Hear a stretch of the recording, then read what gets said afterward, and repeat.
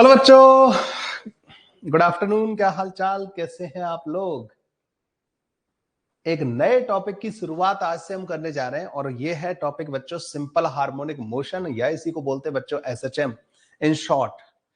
सो यहां से बच्चों आपने देखा कि मैकेनिक्स हम पढ़ते आ रहे थे। यहाँ मैकेनिक्स का जितना भी आप लोगों ने कॉन्सेप्ट्स पढ़े हैं ना, उन सब का एप्लीकेशन आपको इस टॉपिक में देखने को मिलेगा। Good afternoon Ravindra Pratap Singh, good afternoon Vinay. जिन भी बच्चों के जो भी टॉपिक पीछे वीक रह गए, ठीक है, up to work power energy, circular motion, ठीक है, centre of mass and rotation अभी हम साइड कर सकते हैं क्योंकि उतना ज्यादा इसमें एप्लीकेशन आता नहीं है। वैसे तो रोटेशन का आता है, लेकिन फिर भी 2 4 6 क्वेश्चंस होते हैं, उनको हम अगर अवॉइड कर दें, साइड कर दें, तो सिंपल हार्मोनिक मोशन अगर आपका मैकेनिक्स ठीक ठाक है, बेसिक है, तो भी आप लोगों का काम चल जाएगा। ठीक है, एसएचएम जो है। Okay, Deepa good afternoon, Pragya good afternoon, Vinay, Akash good afternoon, Vimlesh good afternoon, Jeet Barman. Sir मेरा रोटेशन वीक है थोड़ा। रोटेशन इतना अच्छे से, इतना प्यार से पढ़ाने के बाद वीक कैसे रह सकता है। जिनका भी बैकलॉग वगैरह कंप्लीट करते रहिएगा बच्चों। मैं तो नया टॉपिक आज स्टार्ट करने जा रहा हूं क्योंकि काफी दिनों से हम रोटेशन पे अटके हुए थे। Rahul good afternoon, Prince Jha, आता सर सब आता है बट कौन धोखा दे पता नहीं चलता। चलिए भाई, नया टॉपिक है बच्चों, नए जोश के साथ आप सारे के सारे मुझे दिख रहे हो। अगर कोई भी पास्ट में तुम लोगों ने गलतियां की हैं, पाप किए हैं ना, उन पाप कर्मों को धुलने का टाइम आ गया है।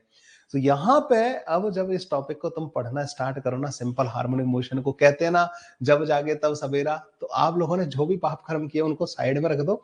कहो अपने मन में एक प्रण लो कि सर यहां से आगे मैं मेहनत करके पढ़ूंगा, अब कोई बैकलॉग क्रिएट नहीं होने दूंगा। ठीक है, ये सोच के अगर तुम आज से भी मेहनत करना स्टार्ट कर दोगे ना, तो कोई परेशानी वाली बात नहीं है।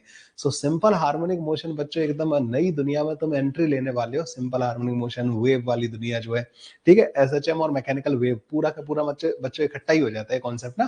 तो इस नई दुनिया में जब तुम एंट्री ले रहे हो ना, तो इस नई दुनिया में आपको जम के मेहनत करनी है। और इसका भी अपना वेटेज है। मैकेनिक्स हो गया यार खत्म। मैकेनिक्स मतलब सबसे ज्यादा टाइम लेता है और हमने उसको खत्म कर लिया है। अब तो बस यहाँ से टॉपिक्स जो है बड़े आराम से निकलते जाएंगे, थोड़ा थोड़ा यूज आता जाएगा। इतना पैनिक मत होना, आराम से जो मैं बताऊं उस तरीके से चलते जाना बच्चों। कोई परेशानी किसी भी तरीके की आपको आने नहीं दूंगा। मैथ्स धोखा देता है पर फिजिक्स कभी कभी धोखा नहीं देता। ओके सर, मैंने आपको टीजी पर मैसेज किया था ग्रुप में, अब मैं देख नहीं पाया। मतलब कॉन्सेप्ट समझ में आ गया, बट क्वेश्चंस ही बनाना तो मैं तुम्हें सिखाऊंगा। रोटेशन पहली बार समझ में आया है आपके कारण, अरे वाह, ठीक है, तो बहुत अच्छी बात है। मुझे बड़ी खुशी हो रही है कि आप लोगों को रोटेशन समझ में आया। रोटेशन का डिस्कशन रह गया है एक लेक्चर और, तो उसको हम साइड से करेंगे, मतलब ना इन क्लासेस को डिस्टर्ब नहीं करने वाला, उसको इवनिंग में मतलब एक दिन स्लॉट निकाल के हम रोटेशन का डिस्कशन करेंगे। ठीक है सर, एसएचएम अभी तक अच्छे से नहीं पढ़ा है, अब आपके साथ पढ़ूंगी। ओके ठीक है, मैं कह रहा हूं ना कि जो तुमने किया पीछे उसको भूल के अब यहां से एक नई शुरुआत करने का टाइम है। आप लोगों को बता देना चाहता हूं कि मैकेनिक्स का जो वेटेज रहता है करीब करीब 30% या 25 से 30% के करीब रहता है।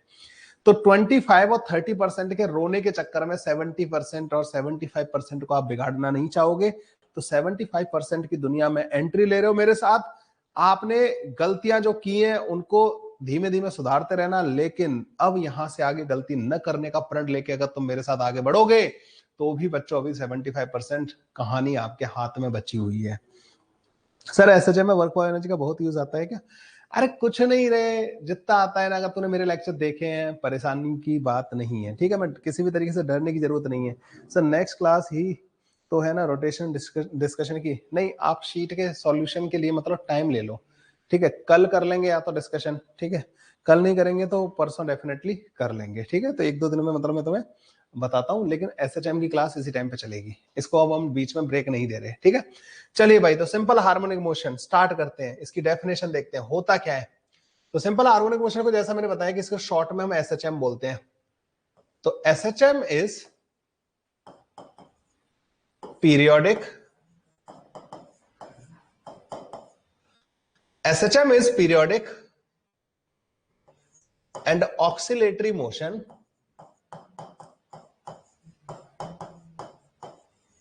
SHM is periodic and oscillatory motion in which force acting on a particle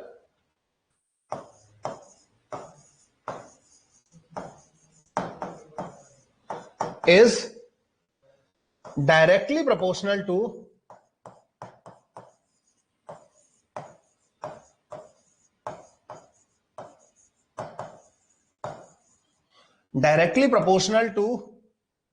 displacement of the particle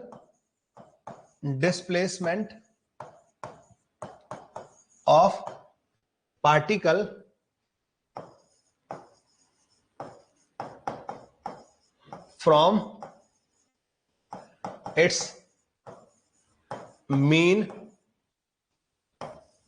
position. ठीक है भाई, तो एसएचएम क्या है? एक ऐसी मोशन है जिसमें पहली बात तो एसएचएम एक पीरियोडिक मोशन है, ऑक्सिलेटरी मोशन है, और इसमें बच्चों जो फोर्स लग रहा होता है ना पार्टिकल पे, वो पार्टिकल की मीन पोजीशन से डिस्प्लेसमेंट के नेगेटिव के डायरेक्टली प्रोपोर्शनल होता है। अरे directly proportional to negative of displacement of the particle from its mean position. यहां पर नेगेटिव लिखना मैं भूल गया था, ठीक है। तो SHM is a periodic oscillatory motion in which force acting on the particle is directly proportional to negative of displacement of particle from its mean position। ठीक है।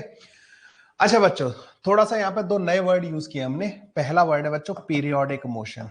ठीक है, पीरियोडिक मोशन क्या होती है बच्चों? पीरियोडिक मोशन क्या होती है बच्चों? हाँ भाई, तो पीरियोडिक मोशन क्या होती है?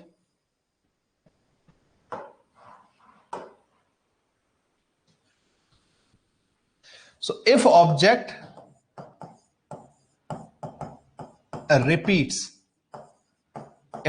repeat its motion after a regular time interval, तो ऐसी मोशन को क्या बोलते हैं बच्चों? Then such motion is called periodic motion। ठीक है, ऐसी मोशन को बच्चों हम पीरियोडिक मोशन बोलते हैं। ठीक है, एक रेगुलर टाइम इंटरवल बाद अगर मोशन को रिपीट कर रहा है ना particle, if object repeat its motion after a regular time interval then such motion is called the periodic motion। Example के तौर पे बच्चों सिंपल पेंडुलम जो होता है ना, उसकी जो मोशन होती है बच्चों that is the periodic motion. और यूनिफॉर्म सर्कुलर मोशन जो होती है ना बच्चों, that is also periodic motion. Uniform circular motion ये भी पीरियोडिक होती है। सिंपल पेंडुलम का मोशन पीरियोडिक होता है। ठीक है, पीरियोडिक। तो पीरियोडिक और नॉन पीरियोडिक समझ में आया। घड़ी का मोशन, घड़ी की जो सुई होती है ना बच्चों, उनका मोशन भी पीरियोडिक होता है।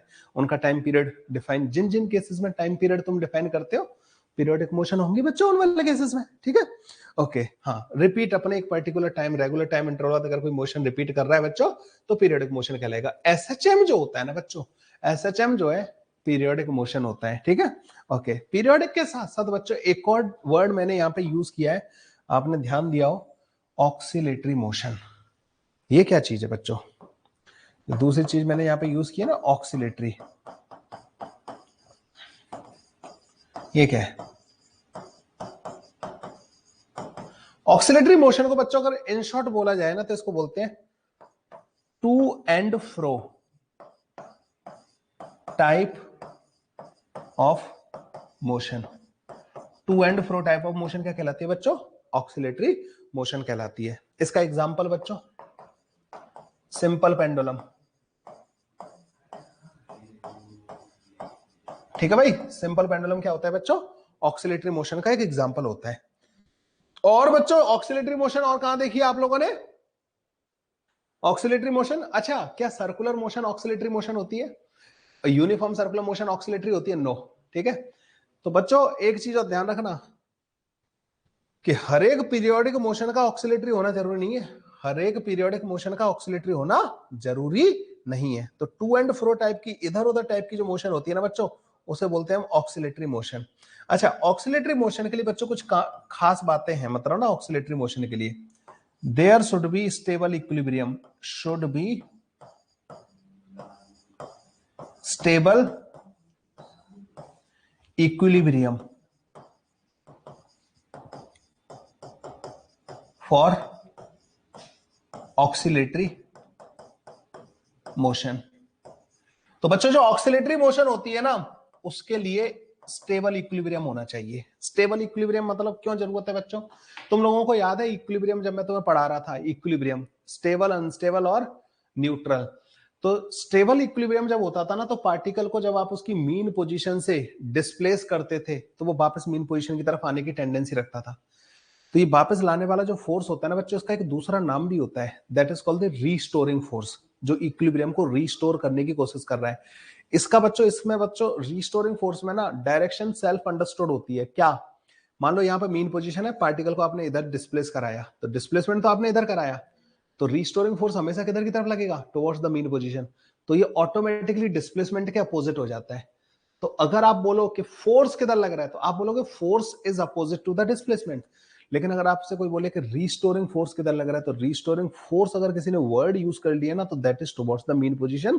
आपको उसमें नेगेटिव ऑफ डिस्प्लेसमेंट बोलने की जरूरत नहीं है, आपको सेल्फ अंडरस्टूड है कि there is a restoring force which is towards the mean position. ठीक है, पार्टिकल को इधर मूव कराओगे तो वो इधर आने की कोशिश करेगा। तो बच्चों ऑक्सीलेटरी मोशन कराने के लिए स्टेबल इक्विलिब्रियम की कंडीशन नहीं, क्या नहीं, ऑक्सीलेटरी मोशन तभी तो होगा बच्चों, अगर पार्टिकल इधर गया तो उसकी टेंडेंसी वापस आने की होनी चाहिए। यहां छोड़ दिया तुमने, इधर आया, क्योंकि इधर निकला तो फिर इधर वापस आया। तो ऐसे इस टाइप का जो मोशन होता है बच्चों, that is called the oscillatory motion. और ऑक्सीलेटरी मोशन बच्चों किसी ना किसी मीन पोजीशन के अबाउट होता है। ठीक है, तो ऑक्सीलेटरी मोशन तो सिंपल हार्मोनिक मोशन इन दोनों कंडीशन को सेटिस्फाई करती है। वो पीरियोडिक भी होती है, वो ऑक्सीलेटरी भी होती है, मतलब टू एंड फ्रो टाइप का मोशन होता है। सिंपल हार्मोनिक मोशन क्या होता है बच्चों? पीरियोडिक भी होता है, इसका एक टाइम पीरियड भी होगा, और इसका मोशन बच्चों ऑक्सीलेटरी भी होता है, टू एंड फ्रो टाइप का मोशन भी होता है। ठीक है भाई, ये वाली बात समझ में आई? देखिए ये जो स्टेटमेंट है ना, अगर आप बोलोगे ना कि हर एक ऑक्सीलेटरी मोशन पीरियोडिक होती है, ठीक है, हर एक ऑक्सीलेटरी मोशन, तो आप बुक्स वगैरह में पाओगे कि हाँ दे राइट लाइक कि हर एक ऑक्सीलेटरी मोशन जो होती है वो पीरियोडिक होती है, पर हर एक पीरियोडिक मोशन ऑक्सीलेटरी नहीं होती। ठीक है, अब इसमें बच्चों कई बार क्या होता है कि ऑक्सीलेटरी में कभी ये नहीं बोला गया कि भाई उसका पीरियोडिक होना मस्ट है। ऑक्सीलेटरी का मतलब है भाई मीन पोजीशन के इधर उधर मोशन करना। ठीक है, मतलब कोई इधर गया फिर इधर गया, मीन पोजीशन है एक और उसके अबाउट मोशन कर रहा है, तो that is called the oscillatory motion.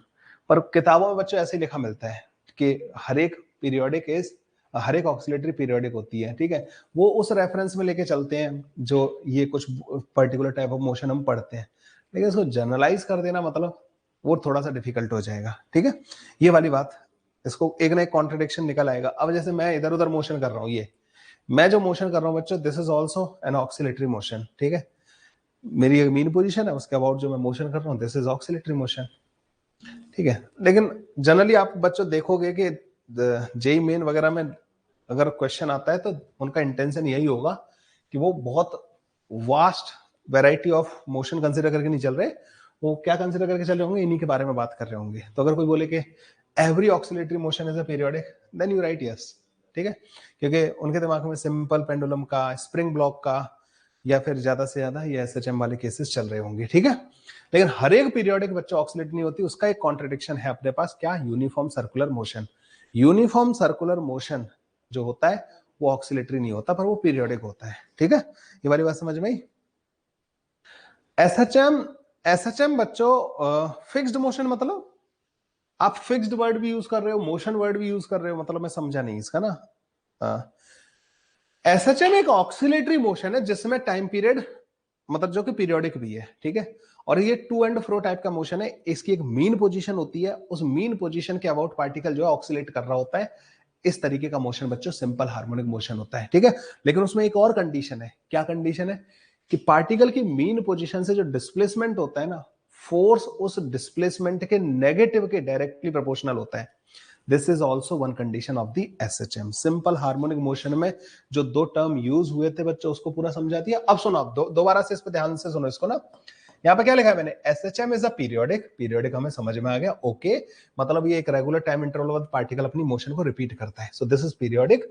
Oscillatory मतलब ये टू एंड फ्रो टाइप की मोशन है, इस टाइप की, या पेंडुलम की ऐसी मोशन होती है, ठीक है, पेंडुलम की मोशन ऐसी होती है, ये टू एंड फ्रो टाइप की मोशन हो गई, या फिर इस तरीके की। ये मोशन कैसी होती है बच्चों एसएचएम, या तो इस तरीके की होगी या ये ऐसे होगी, ठीक है, इस तरीके की टू एंड फ्रो टाइप की मोशन।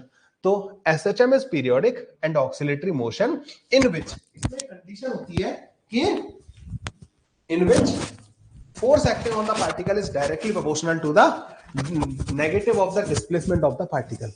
So बच्चों हर एक ऑक्सिलेटरी मोशन जो है ना वो एसएचएम नहीं होती, ये ध्यान रखना।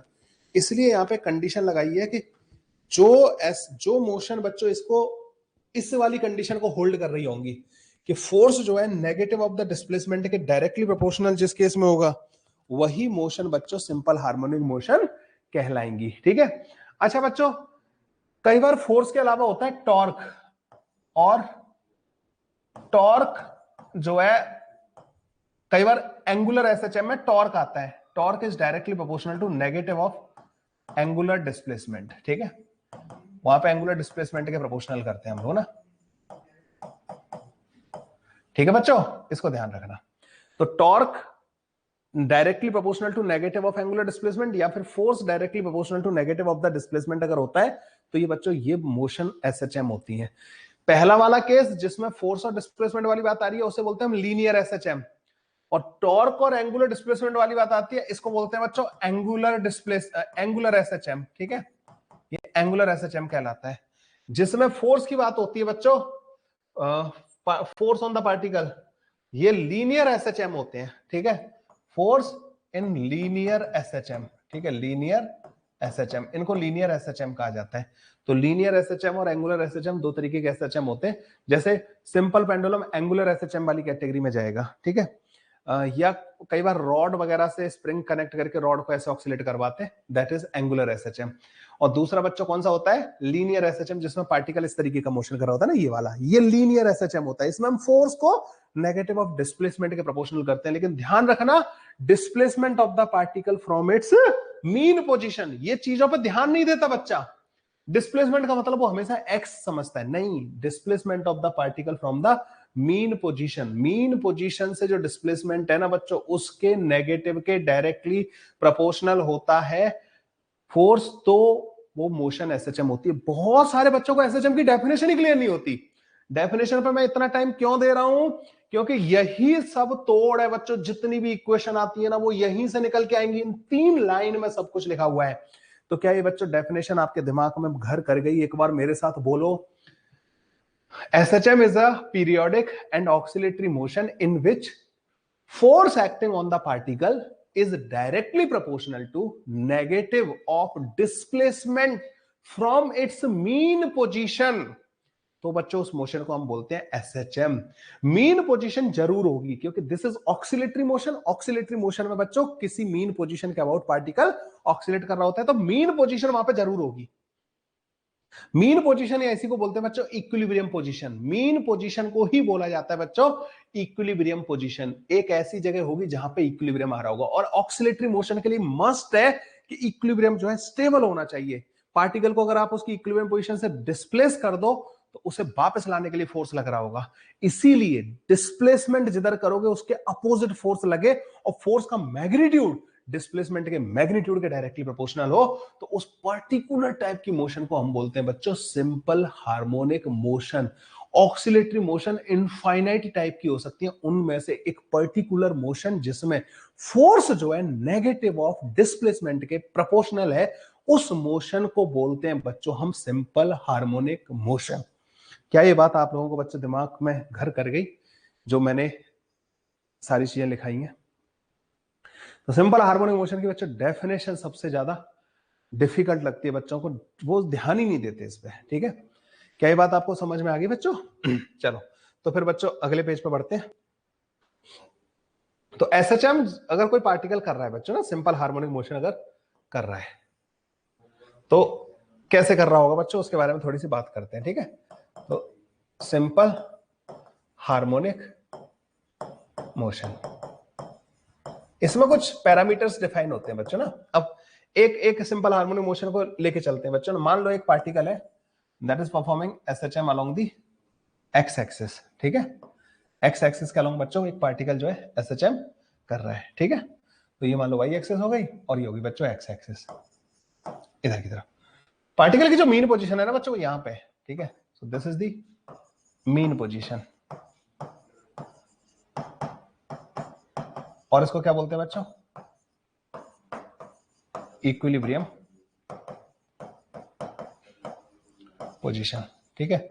मीन पोजीशन बोलते हैं बच्चों, या फिर इसको बोलते हैं क्या, इक्विलिब्रियम पोजीशन। इसको मान लो x equal to x naught पे पार्टिकल की मीन पोजीशन या फिर इक्विलिब्रियम पोजीशन है। यहां पे इसके अबाउट इस जगह पे मीन पोजीशन और इक्विलिब्रियम पोजीशन पे क्या होता है बच्चों, नेट फोर्स पार्टिकल पे जहां जीरो होता है ना, उस पोजीशन को बोला जाता है बच्चों मीन पोजीशन या फिर इक्विलिब्रियम पोजीशन। जिस जगह पे नेट फोर्स जीरो होता है उसको बोलते हैं मीन पोजीशन और इक्विलिब्रियम पोजीशन।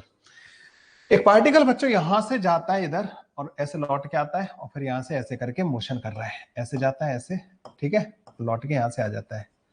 ये जो दो पोजीशन होती है ना, यहाँ पे वेलोसिटी होती है जीरो, इन्हें बोलते हैं बच्चों एक्सट्रीम पोजीशन, एक्सट्रीम, और ये वो भी बच्चों पॉजिटिव वाली, ठीक है, इसे एक्सट्रीम पोजीशन बोला जाता है। और ये नेगेटिव एक्सट्रीम पोजीशन कहलाता है, ठीक है, ये वाला, ये भी एक्सट्रीम होता है पोजीशन, नेगेटिव एक्सट्रीम पोजीशन। समझ गए बच्चों, ये वाली बात समझ भाई, नेगेटिव एक्सट्रीम पोजीशन। इन दोनों के बीच का जो डिस्टेंस होता है ना बच्चों, दोनों एक्सट्रीम पोजीशन के बीच का जो डिस्टेंस होता है, ये डिस्टेंस बच्चों 2a के बराबर होता है। ये डिस्टेंस बच्चों कितना होता है, 2a के बराबर। और मीन पोजीशन और एक्सट्रीम पोजीशन के बीच का जो डिस्टेंस होता है ना, वो बच्चों हमारे पास a के बराबर आता है, ठीक है, a के बराबर। अच्छा, यहां पे भी वेलोसिटी जीरो होगी, जिस जगह वेलोसिटी जीरो होती है ना उसको एक्सट्रीम पोजीशन बोलते हैं। ये a जो है ना बच्चों, दिस इज कॉल्ड एम्पलीट्यूड, ये क्या कहलाता है, एम्पलीट्यूड ऑफ एसएचएम। और ये क्या होता है बच्चों, amplitude is equal to distance between two extreme position divided by 2, ठीक है। एम्पलीट्यूड समझ में आया बच्चों आप लोगों को, तो ये एम्पलीट्यूड होता है। तो यहां पे बच्चों x की वैल्यू क्या होगी, x की वैल्यू x नॉट प्लस का a के बराबर होगी या नहीं होगी। यहां पे x की वैल्यू क्या होगी, x की वैल्यू x नॉट माइनस का a के बराबर, x मतलब x कोऑर्डिनेट। अच्छा, आप इसको ऐसे भी बोल सकते हो, एम्पलीट्यूड जो होता है ना बच्चों, इसको आप ऐसे भी बोल सकते हो, एम्पलीट्यूड का मतलब होता है this is the maximum displacement from mean position. Maximum displacement जो होता है ना बच्चों during the motion from mean position, mean position से जो मैक्सिमम डिस्प्लेस होता है पार्टिकल, उसको क्या बोलते हैं हम, एम्पलीट्यूड।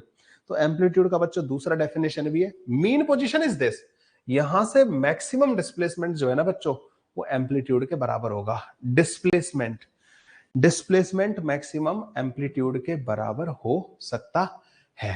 क्लियर है ये वाली बात बच्चों, यहां तक सारी की सारी चीजें तुम लोगों को समझ में आई क्या, ये सारी की सारी चीजें बच्चों तुम लोगों को समझ में आई या नहीं आई। तो maximum displacement from the mean position बच्चों एम्पलीट्यूड होता है, या distance between extreme position. Extreme position कहां होती है बच्चों, एक्सट्रीम पोजीशन क्या होती है, एक्सट्रीम पोजीशन क्या होती है बच्चों, व्हेन वेलोसिटी इज जीरो, ठीक है, उसे बोलते हैं हम एक्सट्रीम पोजीशन। अच्छा, ये जो केस है ना बच्चों, इसमें मीन पोजीशन हमने x equal to x naught पे ली है। तो अब अगर मैं डिस्प्लेसमेंट लिखूंगा ना, मान लो पार्टिकल किसी भी टाइम पे अपनी जगह से मूव कर गया, मान लो पार्टिकल यहां आ गया, तो पता है डिस्प्लेसमेंट क्या कहलाएगा, displacement from the mean position. Displacement कहां से लेना है, डिस्प्लेसमेंट बच्चों फ्रॉम द मीन पोजीशन लेना है। अगर पार्टिकल जैसे यहां है तो ये s जो है ना बच्चों, जो s मैंने डिफाइन किया, S is the displacement from the mean position. Displacement from mean position. Mean position से जो displacement है ना बच्चों, that is the S. ठीक है, S जो है बच्चों displacement from the mean position है। क्या displacement from the mean position जो है x coordinate के बराबर होगा, क्या ये displacement from the mean position x coordinate के बराबर होगा? क्या यहाँ का एक्स कोऑर्डिनेट और एस बराबर होंगे? एक्स कोऑर्डिनेट के बारे में अगर तुम्हें पता हो तो एक्स कोऑर्डिनेट बच्चों ओरिजिन से मेजर किया जाता है। इस जगह का जो एक्स कोऑर्डिनेट होगा ना बच्चों वो ये होगा। एक्स कोऑर्डिनेट बच्चों कहां से मेजर किया जाता है? यहां से। तो अगर आप लिखो एक्स कोऑर्डिनेट, तो एक्स कोऑर्डिनेट बच्चों पता है यहाँ पे किसके बराबर आएगा? एक्स नॉट प्लस का एस के बराबर। या आप अगर एस लिखोगे ना तो एक्स माइनस का एक्स नॉट के बराबर आएगा। अगर if mean position is at origin, अगर मीन पोजीशन बच्चों ऑरिजिन पे है, मतलब एक्स नॉट की वैल्यू 0 है, तो एस जो है एक्स के बराबर होता है। डिस्प्लेसमेंट और एक्स कोऑर्डिनेट बच्चों एक ही चीज हो जाती है, ये ध्यान रखना। ये जो मैंने बताया ना बच्चों, ये पूरा का पूरा उसका निचोड़ है। अगर मीन पोजीशन ऑरिजिन पे होती है ना बच्चों, तभी एस और एक्स दोनों बराबर होते हैं बच्चों। सो डिस्प्लेसमेंट और एक्स कोऑर्डिनेट दोनों एक ही चीज हो जाती हैं अगर पार्टिकल की मीन पोजीशन ऑरिजिन पे हो। ये आप लोगों में से बहुतों को ध्यान ही नहीं रहता। ये बच्चों ऐसा नहीं, हमारे दिमाग में क्या रहता है कि पार्टिकल एसएचएम कर रहा है तो हमेशा ऑरिजिन का अबाउट कर रहा होगा। नहीं भाई, ऐसा कोई जरूरी नहीं है। पार्टिकल जो है एसएचएम किसी और पोजीशन का अबाउट भी कर सकता है। पार्टिकल यहीं तक कर रहा है, ऑरिजिन तक जा ही नहीं रहा है, यहीं पे घूम रहा है। ऐसे भी नहीं घूम सकता, कोई मना कर देगा क्या? नहीं। तो displacement from the mean position जो मैंने बोला है ना बच्चों डेफिनेशन में, एफ जो है ना बच्चों एसएचएम के लिए नेगेटिव ऑफ एस के प्रोपोर्शनल होना चाहिए फॉर एसएचएम। एक्स के प्रोपोर्शनल होना जरूरी नहीं है। ये वाली बात समझ में आई या नहीं आई? एफ जो है ना बच्चों ये होल्ड करना जरूरी है, ना कि हमारे दिमाग में क्या होता है कि F directly proportional to negative of X होता है। तुम मुझे बताओ अगर मैं गलत कह रहा हूं तो। तुम्हारे दिमाग में हमेशा क्या भरा गया है फॉर इसके लिए, एसएचएम के लिए? कभी एस के बारे में किसी ने इंट्रोड्यूस किया? एस के बारे में इतना इंपॉर्टेंस दी किसी ने? नहीं। तुम यहाँ पर डायरेक्ट लिखते हो F directly proportional to negative of X. भाई नेगेटिव ऑफ एक्स तो तुम जब लिख पाओगे जब ये कंडीशन होल्ड कर रही हो। ये अगर होल्ड कर रहा है तो वो होल्ड करेगा। ये अगर होल्ड नहीं कर रहा है, ये कंडीशन है ना, तो बच्चों F directly proportional to negative of X नहीं आता। क्या आता है?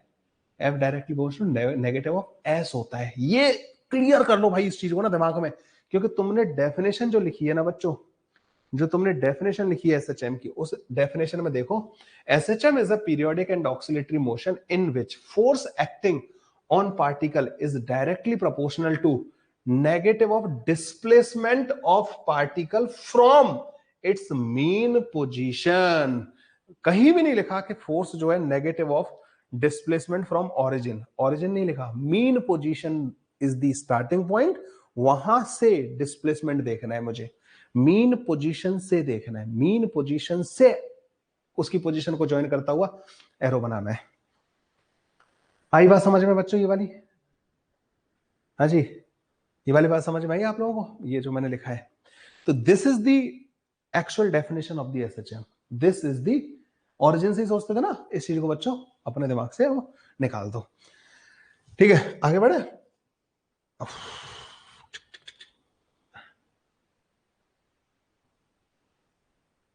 आगे बढ़े। तो अब हमारे पास एक चीज आ गई।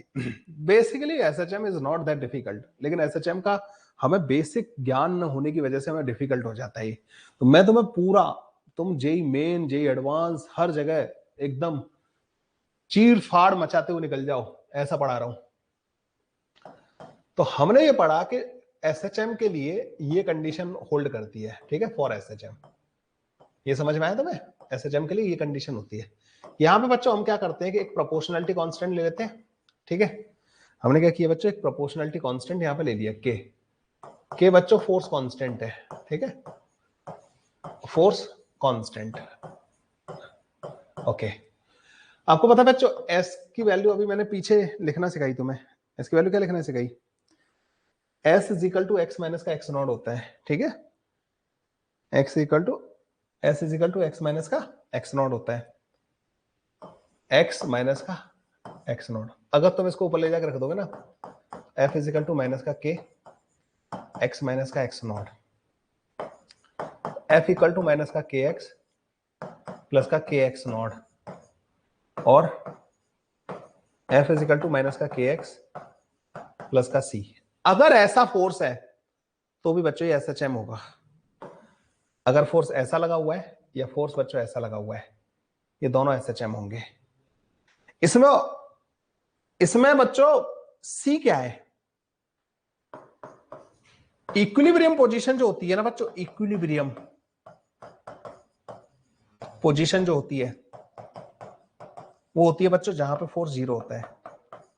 तो फोर्स जीरो कहां पे होगा, माइनस का के एक्स जब सी प्लस का सी जीरो के बराबर हो, मतलब एक्स सी डिवाइडेड बाई के बराबर हो। ये बच्चों इक्विलिब्रियम पोजीशन का एक्स कोऑर्डिनेट होता है।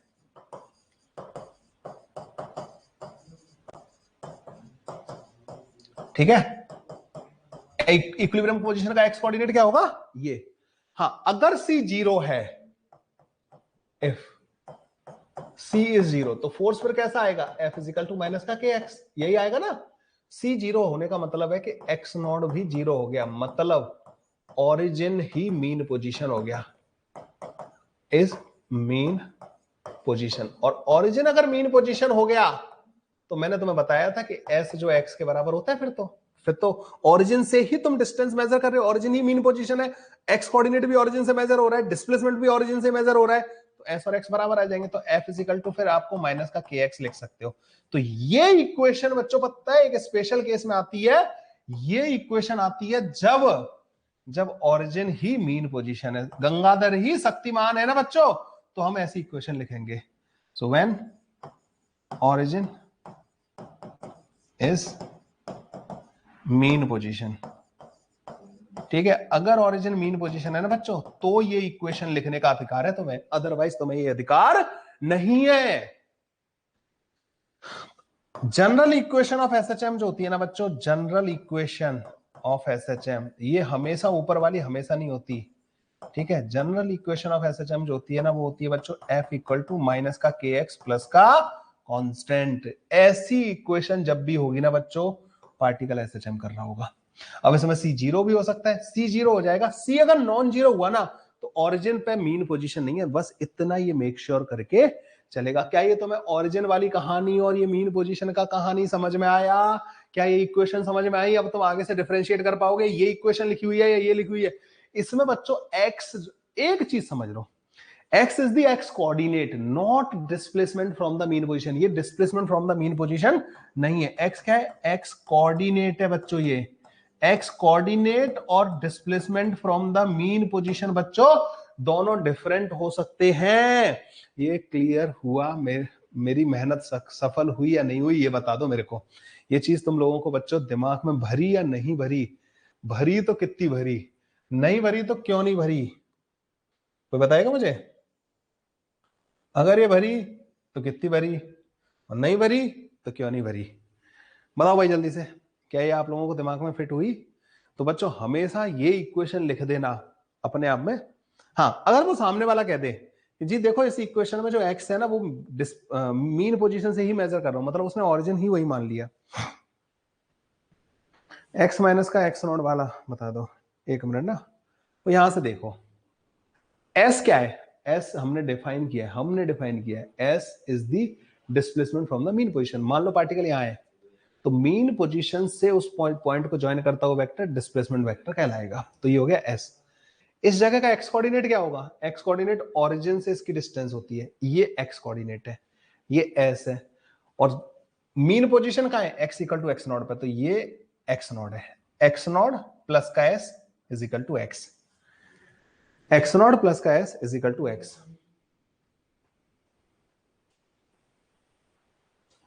ठीक है, ये वाली बात क्लियर हो गई तुम लोगों को बच्चों।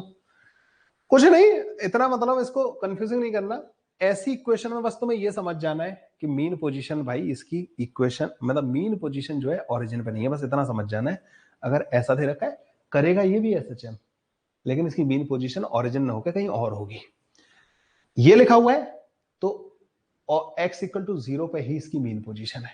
समझ गए, ये वाली बात समझ में आ गई बच्चों, आप लोगों को पूरा की पूरा कहानी समझ में आ गई, पूरी की पूरी कहानी समझ में आ गई बच्चों। पहले तो ये समझ लो आप ना, मीन पोजीशन का लफड़ा क्या होता है और कौन कौन सी इक्वेशन जो है एसएचएम की इक्वेशन हो सकती हैं, किन किन टाइप की इक्वेशंस को आप एसएचएम की इक्वेशन बोल सकते हो। लिख लिया आप लोगों ने, चलो फिर आगे बढ़ते हैं। अब बात करते हैं बच्चों इक्वेशन ऑफ एसएचएम। ठीक है, जो इक्वेशन बनती है ना वो साइन और वाली।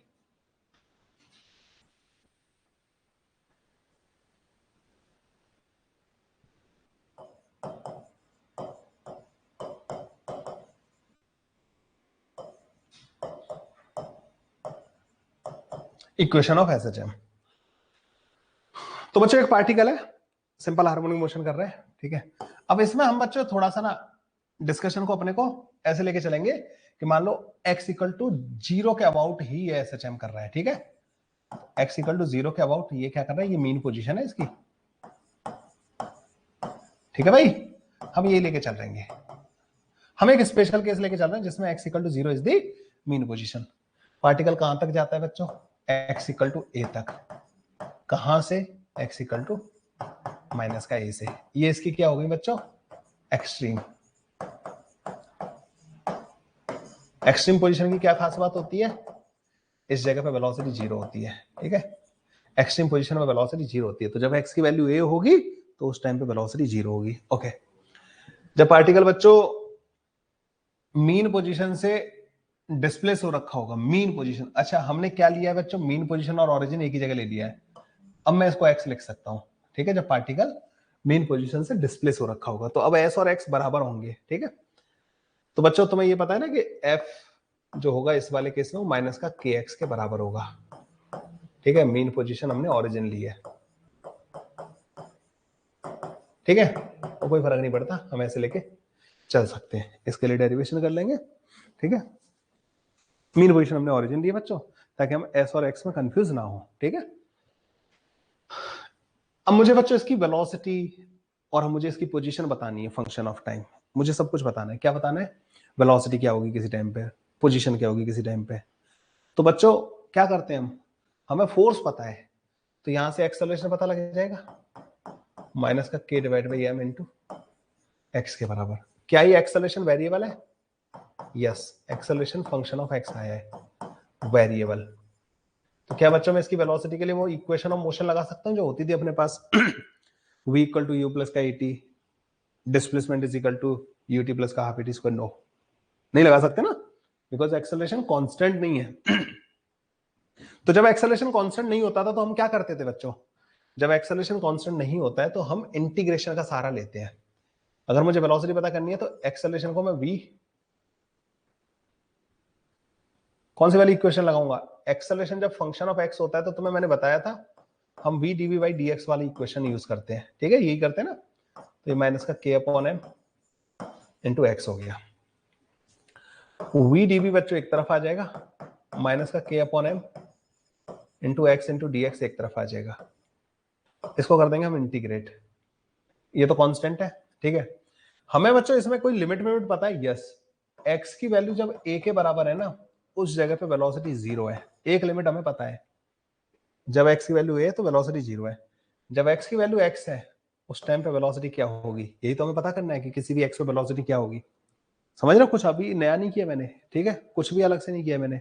ये हम वेरिएबल एक्सेलरेशन के केस में यही फॉर्मूला यूज करते हैं। v square divided by 2 minus का 0 का square divided by 2, this comes out to be minus का k divided by m, x square divided by 2 minus का a स्क्वायर डिवाइडेड बाई 2। समझ गए, ये आ गया हमारे पास। तो v की वैल्यू बच्चों यहां से आ जाती है हमारे पास, v की वैल्यू बच्चों पता कितनी आ जाएगी, रूट के अंदर k divide by m, a square minus का x का स्क्वायर, ठीक है। ये आ जाएगी बच्चों हमारे पास v की वैल्यू,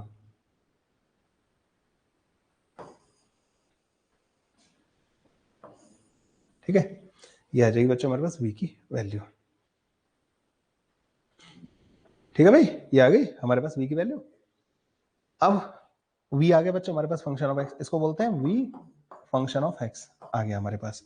अगर आपको किसी भी जगह पे वेलोसिटी पता करनी है, जैसे मीन पोजीशन पे पता करनी है, तो यहाँ x की वैल्यू क्या रख दोगे, 0, 0 रखते ही v आ जाएगा तुम्हारे पास ना। x equal to a by 2 पे पता करनी है, इससे आ जाएगा। अब मुझे और आगे जाना है, इसको लिखा मैंने dx डिवाइड बाई dt, तो dx के नीचे ले आओ बच्चों रूट के अंदर a स्क्वायर माइनस का x square equal to root के अंदर k divide by m into dt। इसका इंटीग्रेशन अगर करोगे ना बच्चों इसका, तो क्या तुम्हें ये बताया किसी ने कि इस जगह पे इस टाइम पे पार्टिकल इस जगह पे था, नहीं, कोई इंफॉर्मेशन नहीं दी है ना पार्टिकल के बारे में कि इस टाइम पे यहां था, कुछ नहीं दिया है। तो इसका इंडेफिनिट इंटीग्रेशन करना पड़ेगा, इसमें हमें वैल्यूज नहीं पता है, ठीक है। इसका इंटीग्रेशन कोई बता सकता है कैसे करते हैं, इसका इंटीग्रेशन करने का तरीका होता है कि हम x को a sin थीटा मान लेते हैं, ये जो a स्क्वायर माइनस का x स्क्वायर का रूट है ना बच्चों, ये a cos थीटा के बराबर आ जाता है। dx जो है ना बच्चों हमारे पास a cos theta into D theta के बराबर आ जाता है। इसको डिफरेंशिएट कर दो ऊपर वाली चीज को ना, ये सब्स्टिट्यूशन रूल लगा रहा हूं बच्चों में, ठीक है। dx की वैल्यू ले जाके ऊपर पुट करो, तो a cos theta into D theta divide by नीचे आ जाएगा a cos theta. This integration is equal to root के अंदर k डिवाइड बाई m बाहर आ जाएगा, इंटीग्रेशन ऑफ dt बनेगा। cos थीटा से बच्चों cos थीटा कट जाएगा, a से a कट जाएगा, इसका इंटीग्रेशन आ जाता है theta is equal to root के अंदर k divide by m into T plus का एक कांस्टेंट, क्योंकि एंगल है ये, या कांस्टेंट बच्चों हम फाई लेते हैं, ठीक है। अगर आप यहां से थीटा की वैल्यू देखो ना बच्चों, तो थीटा की value sign inverse x upon a के बराबर होगी ऊपर वाली इक्वेशन से। तो यहां पर अगर तुम पुट कर दोगे ना sine inverse x upon a, this comes out to be root के अंदर k divide by m into T plus का फाई, ठीक है, ये बन जाएगा। अगर मैं साइन को उधर ले जाऊं तो x upon A is equal to sine root के अंदर k divide by m into T plus का फाई बन जाएगा। x जो है बच्चों यहाँ पे a, तुम क्या कर रहे हो भाई, क्या कर रहे हो, मैं डिस्टर्ब हो रहा हूँ।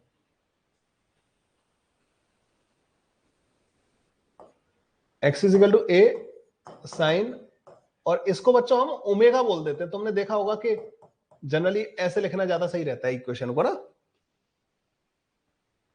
ऐसे लिखना ज्यादा सही रहता है ना बच्चों, एंगल के अंदर हमेशा ओमेगा टी प्लस का फाई टाइप का हमने देखा होता है ना।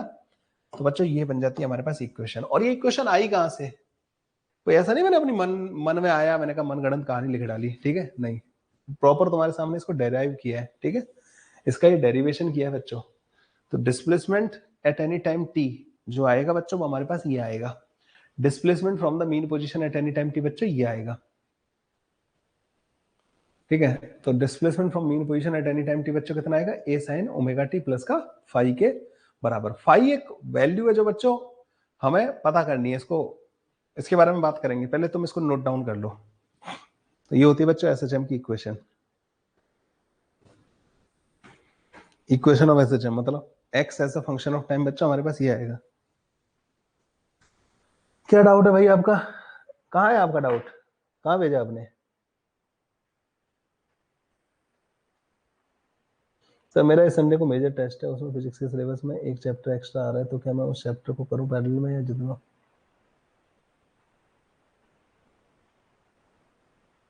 कौन सा चैप्टर एक्स्ट्रा आ रहा है,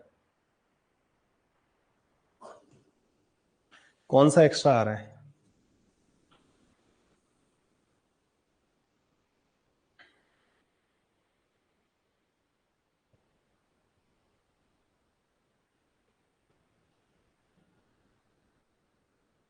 न्यूक्लियाई, मॉडर्न फिजिक्स वो तो पूरा हो गया, वो तो काफी बड़ा पोर्शन है, पूरा मॉडर्न फिजिक्स कर दिया उन्होंने। तो मॉडर्न फिजिक्स से तो वेटेज काफी आएगा उस टेस्ट में, देख लेना, देना तो सही, जितना आता है उतना तो करके आना, जितना तुम्हें आता है उतने वाले पार्ट को तो करके आना।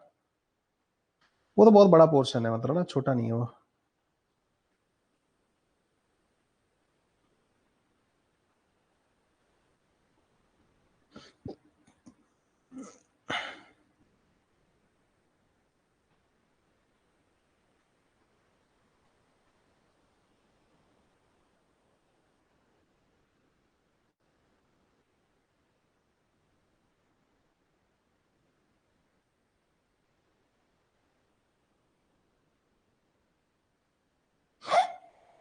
अच्छा रोटेशन वगैरह नहीं कराया गया, अच्छा उन्होंने मॉडर्न पहले निपटा दिया। चलो भाई, ये वाला ये सब समझ में आया बच्चों। तो अब बच्चों हमारे पास जो है क्या क्या आ गया, अब मैं इसको थोड़ा सा ना तुम्हें वो करवा देता हूं, दो पार्ट में डिवाइड करके, ठीक है, दो पार्ट में डिवाइड कर देते हैं। पहला पार्ट है बच्चों मीन पोजीशन एट ऑरिजिन, ठीक है, और mean position not at origin, ठीक है। दोनों तरीके की इक्वेशन कैसे लिखेंगी वो मैं तुम्हें समझा देता हूं। तो पहला वाला पार्ट क्या है, मीन पोजीशन एट ऑरिजिन, ठीक है, और mean position not at origin, ठीक है, मीन पोजीशन ऑरिजिन पे ना हो और मीन पोजीशन ऑरिजिन पे हो। इसमें एफ जो है बच्चों माइनस का के एक्स टाइप का दिखेगा, वी जो है रूट के अंदर, अच्छा अगर तुम्हें याद हो या रूट के अंदर के वाई एम आ रहा था तो मतलब ओमेगा बाहर आ जाएगा और प्लस माइनस का भी आएगा रूट के अंदर ए स्क्वायर माइनस का एक्स स्क्वायर, ठीक है। ये दो इक्वेशन हम लोगों ने अभी देखी थी। प्लस माइनस क्यों आता है बच्चों? वेलोसिटी लिख रहे हो तब तो प्लस माइनस दोनों कंसीडर करना पड़ेगा, एक बार इधर जा रहा होगा तो पॉजिटिव वेलोसिटी, इधर आ रहा होगा तो नेगेटिव वेलोसिटी। वी ऐसा आया था हमारे पास। एक्स क्या आया बच्चों? एक्स आया था ए साइन ओमेगा टी प्लस का फाई, ठीक है। अगर बच्चों तुम इसको डिफरेंशिएट करोगे ना, इसको, तो A omega cos omega T plus का फाई, ये आ जाएगी बच्चों वेलोसिटी। इस वी को लिखते हैं बच्चों V max cos omega T plus का फाई। वी मैक्स जो होता है ना बच्चों एस एच एम में, वो ओमेगा इंटू ए के बराबर होता है। देखो इसमें मैक्सिमम कब आएगा वी? जब एक्स की वैल्यू 0 हो, ओमेगा इंटू ए के बराबर, ठीक है। अगर आप इसको एक और बार डिफरेंशिएट करोगे ना इस वाली इक्वेशन को, कॉस का डिफरेंशिएशन माइनस का साइन आएगा, बाहर इधर आ जाएगा, तो जो एक्सेलरेशन आता है ना बच्चों माइनस का ओमेगा स्क्वायर इंटू ए साइन ओमेगा टी प्लस का फाई के बराबर आ जाएगा। अगर तुम देखो ना ए साइन ओमेगा टी प्लस का फाई, तो ए जो होगा ना बच्चों माइनस का ओमेगा स्क्वायर इंटू एक्स के बराबर हमारे पास आ जाएगा। तो ये सब एसएचएम की इक्वेशन है बच्चों। ऐसा ऐसा दिखेगा ना बच्चों तो एसएचएम होगा। इस वाले केस में x जो है x कोऑर्डिनेट भी होगा और x ही इस केस में displacement from the mean position होगा। इस वाले केस में x दोनों काम करेगा, वो x कोऑर्डिनेट का भी काम करेगा, वही displacement from the mean position भी होगा।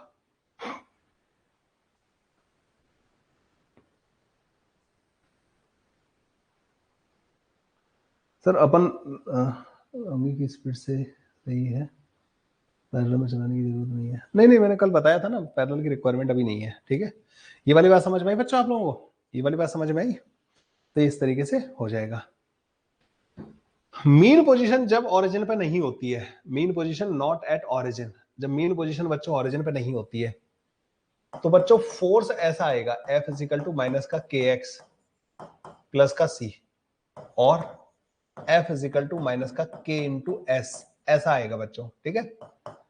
V जो आएगा ना बच्चों वो प्लस माइनस का ओमेगा रूट के अंदर ए स्क्वायर माइनस का एस स्क्वायर आएगा, एक्स मत रख देना गलती से, और एस जो आएगा ना बच्चों वो ए साइन ओमेगा टी प्लस का फाई आएगा, और x अगर लिखोगे ना तो वो एक्स नॉट प्लस का ए साइन ओमेगा टी प्लस का फाई आएगा।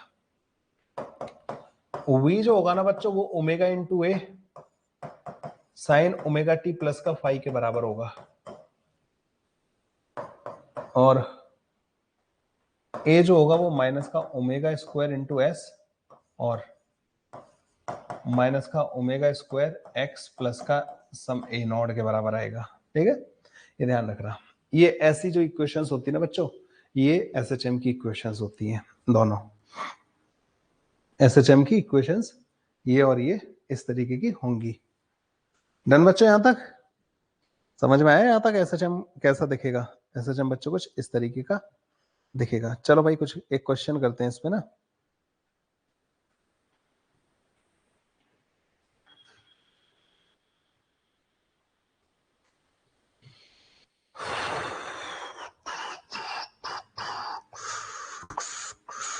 एक क्वेश्चन सॉल्व करते हैं जो मैंने तुम्हें पढ़ाया ना इक्वेशन पे। अभी तक इक्वेशन ही बताइए बच्चों ना, इक्वेशन में भी अभी ये अंदर वाला पार्ट नहीं बताया ये क्या होता है, इसके बारे में बहुत अच्छे से डिटेल में डिस्कस करेंगे हम लोग ना। वी में कॉस, हाँ यहाँ पे कॉस आएगा।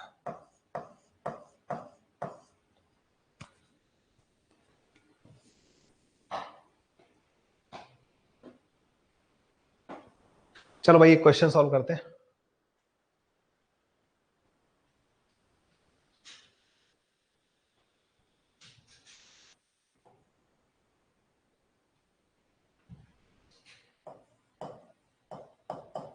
Which of the following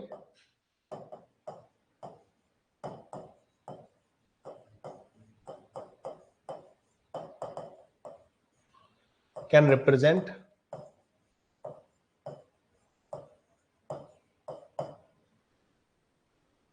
SHM? Number 1,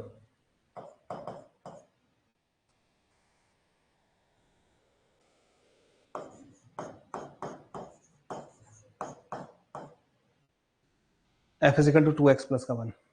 क्या SHM की इक्वेशन होगी बच्चों?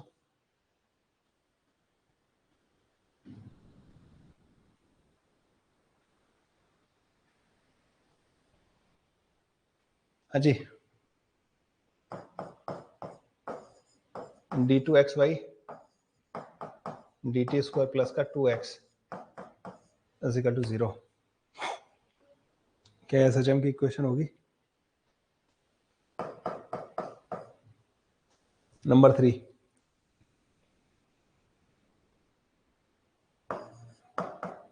e की power sine omega T plus का फाई. क्या SHM की इक्वेशन होगी बच्चों? तीसरी वाली.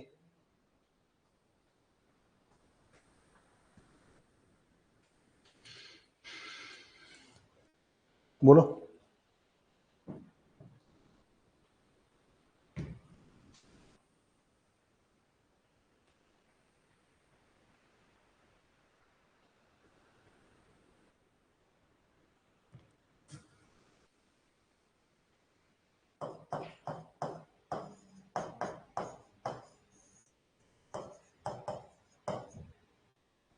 क्या SHM की इक्वेशन होगी है?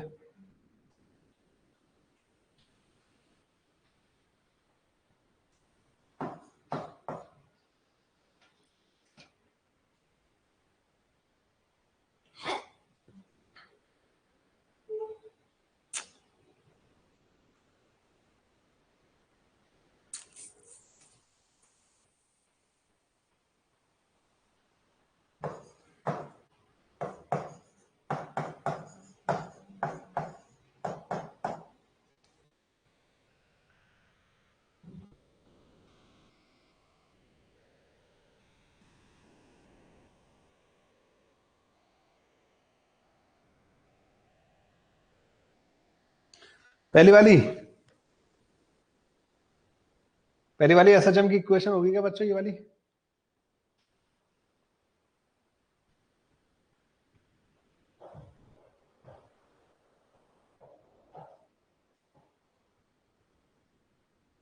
नो.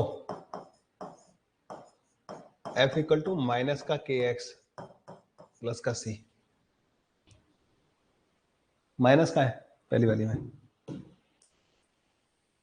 2 है यहां पे, माइनस होना चाहिए था.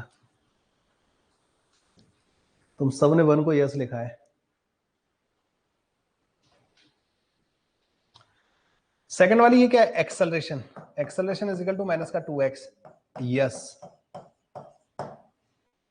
Acceleration is equal to minus का ओमेगा स्क्वायर एक्स टाइप का होता है. ओमेगा जो होता है ना बच्चों, रूट के अंदर k बाई एम होता है. k तुम्हें पता होगा, k क्या होता है? f is equal to minus का kx प्लस का c. इसमें से k आता है, x का जो कोफिशिएंट होता है ना फोर्स वाली इक्वेशन में. No, x is equal to a sine omega T plus का फाई. ये होती है SHM की इक्वेशन. नॉट दिस, e की पावर में नहीं होता.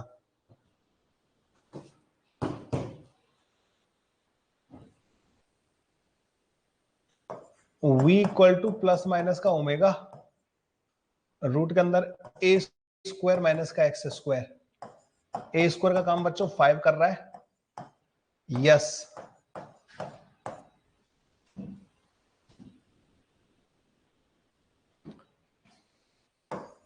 v square by 4 is equal to 1 minus का x square divide by 2.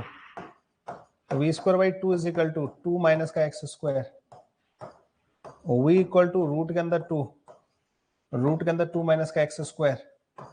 Yes, ऊपर वाले से कंपेयर करो. ठीक है, इसमें ओमेगा का काम कौन करेगा, √2 ओमेगा का काम करेगा।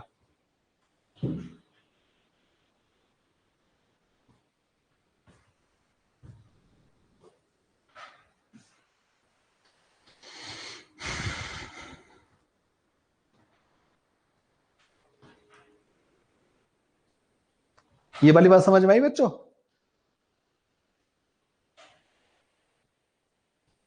ठीक है,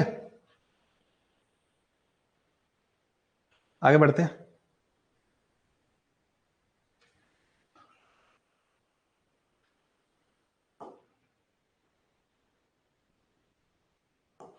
टाइम पीरियड इन एसएचएम।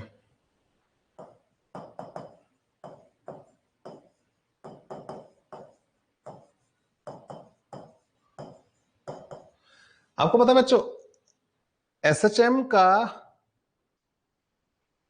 जो इक्वेशन आया है वो ये आया है, x is equal to A sine omega T plus का फाई। अगर तुम इसको फंक्शन बनाओ बच्चों ना, इसमें सब्जेक्ट वाइज है क्या?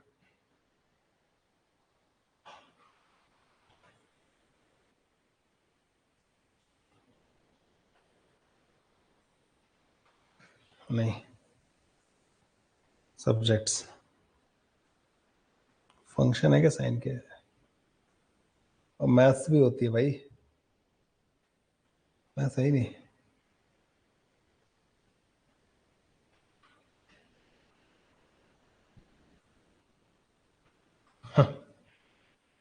मैथ्स ग्राफ है क्या इसमें कहीं?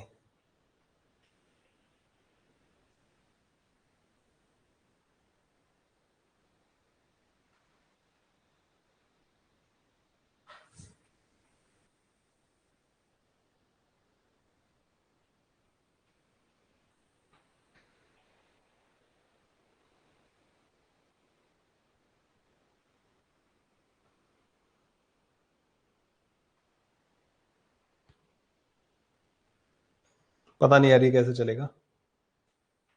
ठीक है, इससे अच्छा तो मैं खुद ही बना लूंगा।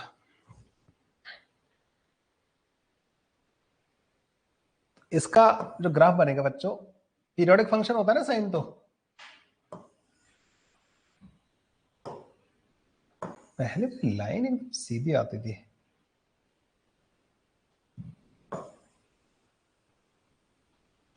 तो साइन का जो फंक्शन बनेगा बच्चों इसमें कुछ इस तरीके से बनेगा, टाइम के साथ ए साइन ओमेगा टी प्लस का फाई। आप बोलोगे सर आपने यहां से स्टार्ट क्यों नहीं किया, मुझे फाई की वैल्यू नहीं पता ना। ये पीरियोडिक फंक्शन होता है,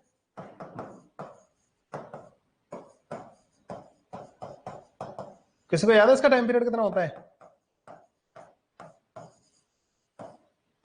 2 पाई बाई ओमेगा के बराबर। इस ओमेगा को बोलते हैं बच्चों एंगुलर फ्रीक्वेंसी।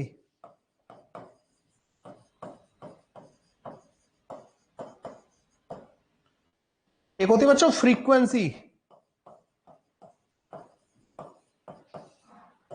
एफ जो होता है ना बच्चों 1 टाइम पीरियड के बराबर होता है, मतलब ओमेगा डिवाइड बाई 2 पाई के बराबर, ये ध्यान रखना।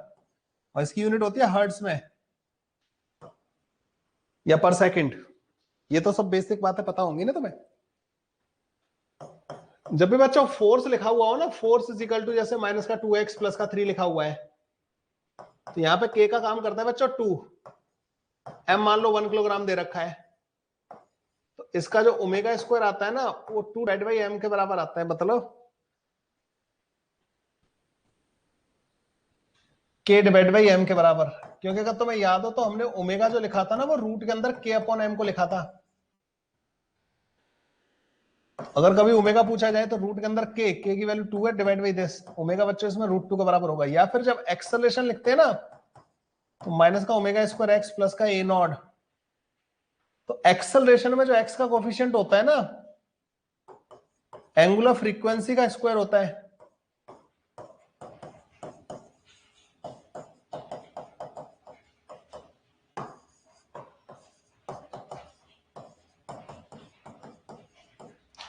ये कुछ चीजें हैं बच्चों जो आप लोगों की काफी मदद करेंगी इसको पता करने में। क्या ये आप लोगों को बच्चों यहां से छोटी छोटी बेसिक सी बातें समझ में आई? तो ये जो टाइम के साथ जो मल्टीप्लाई हो रहा होता है ना यहाँ पे साइन के फंक्शन में, ये ओमेगा का काम करता है, 2 पाई बाई ओमेगा बच्चों इसका टाइम पीरियड होता है।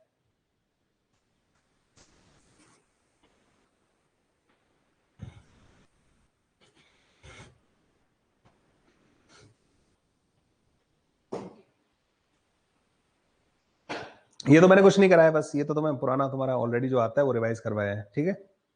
लिख लो बच्चों जल्दी से, टाइम पीरियड ऑफ एसएचएम जो होता है कैसे डिफाइन करेंगे। अगर अगर मान लो ये नहीं दे रखा है, ये दे रखा है, तब भी तुम टाइम पीरियड कैसे लिखोगे? यहां से लिख लोगे ना टाइम पीरियड।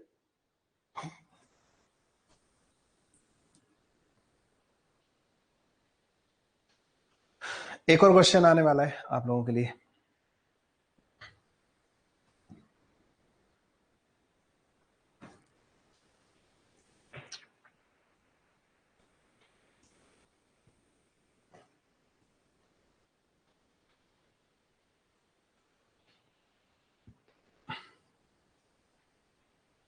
इस वाले क्वेश्चन को तुमने कर दिया ना, दिल जीत लोगे तुम।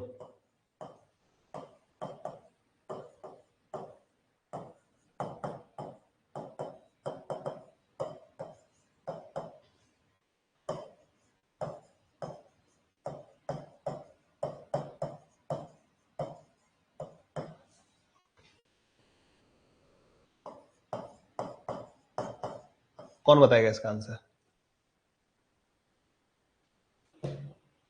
क्या हो गया बच्चों? हाँ, 1 अपॉन टाइम पीरियड लिखा होगा ना मैंने। इस वाले को बता दो तुम तो मेरे को।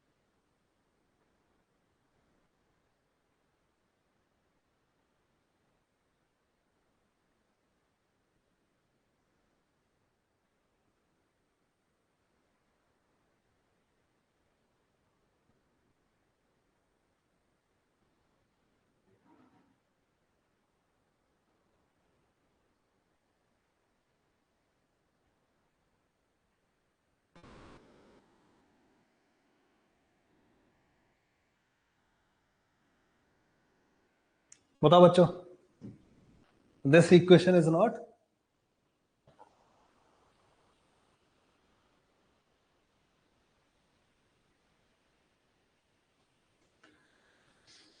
So this question is very beautiful one. X is equal to, आपको ये पता है बच्चों,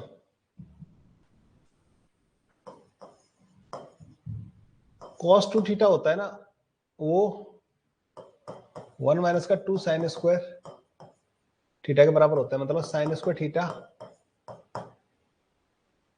1 माइनस का cos 2 थीटा डिवाइड बाई 2 के बराबर होता है। इसको लिख सकता हूं x equal to a divide by 2 1 minus का cos 2 omega T. x is equal to a divide by 2 minus का a divide by 2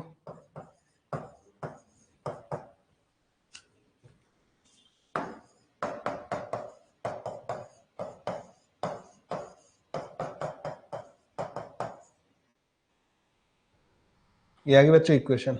yes, SHM. इसका जो टाइम पीरियड होगा ना बच्चों 2 पाई बाई 2 ओमेगा के बराबर होगा। ठीक है, इसका time period 2 pi by 2 omega के बराबर होगा। एम्पलीट्यूड जो होगा ना बच्चों इसका a बाई 2 के बराबर होगा। और इसका जो मोशन होगा ना बच्चों कैसा होगा पता है? ये x इक्वल टू 0 का अबाउट नहीं करेगा एसएचएम। इसकी मेन पोजीशन बच्चों कहाँ होगी? a बाई 2 पे। यहाँ पे मान लो x इक्वल टू 0 है, x equal to a by 2 पे है। जब t की वैल्यू 0 रखोगे ना, t की वैल्यू 0 इस इक्वेशन में, तो t की वैल्यू जब तुम 0 रखोगे ना तो ये बन जाएगा 1 के बराबर, a बाई 2 और माइनस का a बाई 2 ये आ जाएगा 0। तो t इक्वल टू 0 पे पार्टिकल बच्चों यहाँ होगा। थोड़ी देर बाद बच्चों cos की वैल्यू तुम्हें पता है t इक्वल टू 0 पे 1 होती है, लेकिन 1 के बाद वो घटते घटते 0 हो जाती है। जब इसकी cos की वैल्यू 0 हो जाएगी ना, तब x की वैल्यू a बाई 2 हो जाएगी। पार्टिकल ऐसे चलेगा यहाँ पे ना, यहाँ पहुंच गया, फिर ये -1 हो जाती है, तो माइनस माइनस प्लस, तो ये यहां तक जाएगा x इक्वल टू a तक, यहाँ रुकेगा।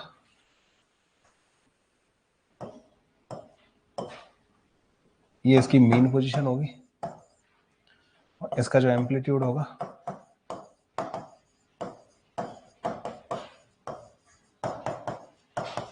a बाई 2 के बराबर होगा। ये भी SHM होता है बच्चों, एम्पलीट्यूड इसका। हाँ, इस केस में पाई बाई ओमेगा होगा,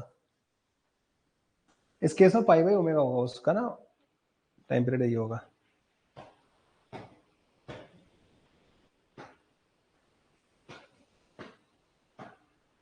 और ये ऐसा मोशन करेगा। अगर यहाँ साइन स्क्वायर की जगह कॉस स्क्वायर हो तो यहाँ बस प्लस आ जाएगा, यहाँ प्लस आ जाएगा, ठीक है। मोशन वो भी बच्चों SHM ही होगा।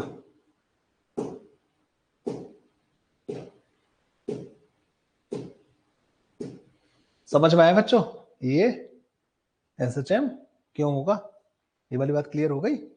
ऐसी इक्वेशन भी बच्चों, साइन का स्क्वायर होता है ना, वो SHM की इक्वेशन होती है।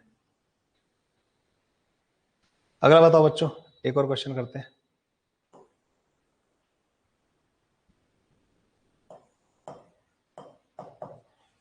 पता नहीं फोर्थ होगा शायद ना।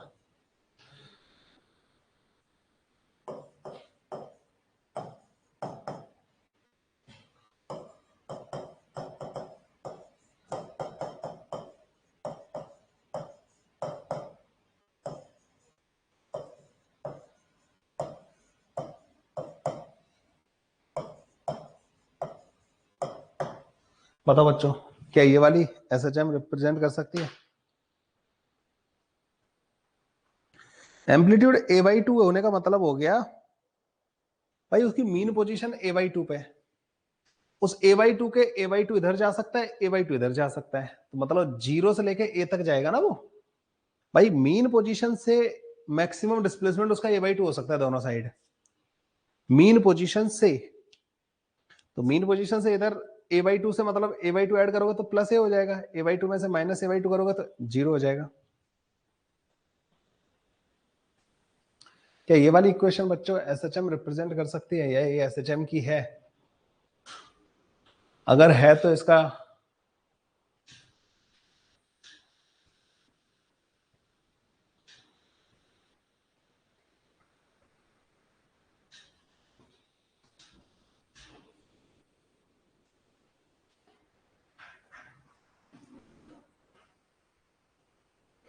एम्पलीट्यूड क्या होगा?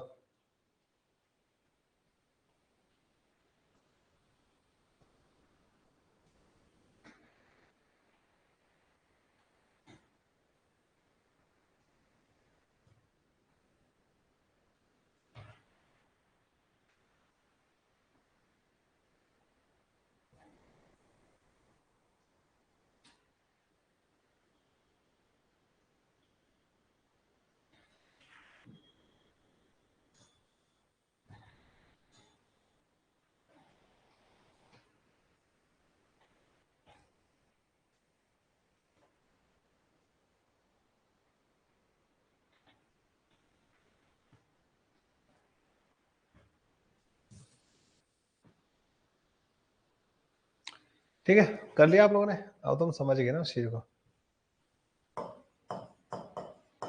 क्या करते हैं बच्चों, हम इसमें रूट के अंदर a square plus B square से मल्टीप्लाई और डिवाइड कर देते हैं।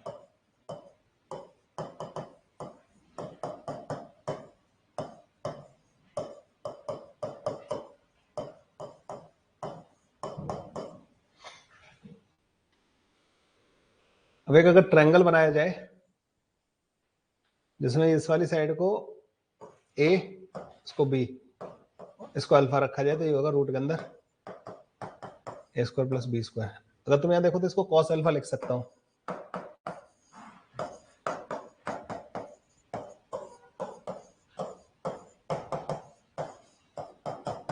और ये साइन अल्फा लिखा जा सकता है। अगर आपको पता तो इसको लिख सकते हैं X is equal to root के अंदर ए स्क्वायर प्लस का बी स्क्वायर,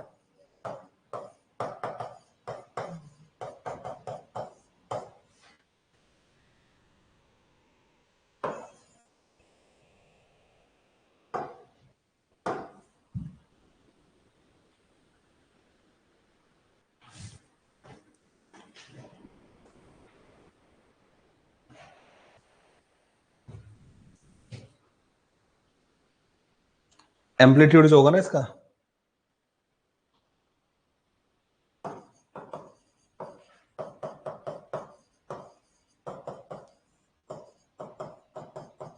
ठीक है भाई, समझ गए? रूट के अंदर A square plus B square के बराबर होगा। एक चीज का ध्यान रखना, यहाँ पे टेन अल्फा जो होगा ना, टेन अल्फा बी अपॉन ए के बराबर होगा, ठीक है। अल्फा की वैल्यू यहाँ पे अगर जरूरत पड़े तो पुट कर देना वहां से, बी और ए की वैल्यू पता होगी तुम्हें ना। आई बात समझ में बच्चे यहां तक? अब अपन थोड़ा सा इसके फेज वाली चीज को समझते हैं, जो ओमेगा टी प्लस का फाई है ना, जिसको अभी तक हम लोगों ने टच नहीं किया, ठीक है। ओमेगा टी प्लस का फाई जो चीज है, अब उस वाली चीज को बच्चों अपन थोड़ा सा समझते हैं। फेस इन एसएचएम,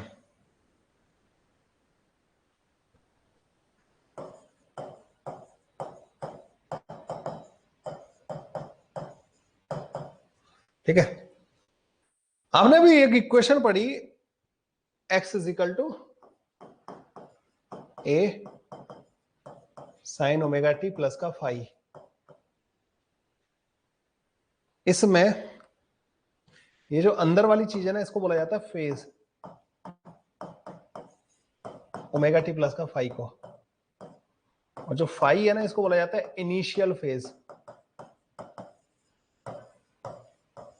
मतलब phase at T equal to 0।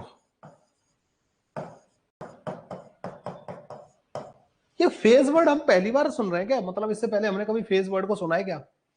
कभी किसी ने हमसे बात की है फेज के बारे में? आपने बहुत बार सुना होगा, यार मेरी जिंदगी में ना फेज अच्छा नहीं चल रहा, लाइफ का ये वाला फेज अच्छा नहीं है। टाइम के साथ यार फेज चेंज हो जाएगा, टाइम के साथ चीजें चेंज हो जाएंगी, टाइम के साथ सिचुएशन चेंज हो जाएगी। So phase is something which define your state at any time, ठीक है ना। आपने इसको आज के टाइम को मतलब, अच्छा फेज बच्चों फंक्शन ऑफ टाइम होता है, मतलब टाइम के साथ वो बदलता है। तो यहाँ पे बच्चों जो टाइम के साथ जो चीज बदल रही है ना, इसकी पार्टिकल की स्टेट मतलब जो पोजीशन है उसमें, वो है ये वाली चीज साइन के अंदर वाला angle, which is function of time.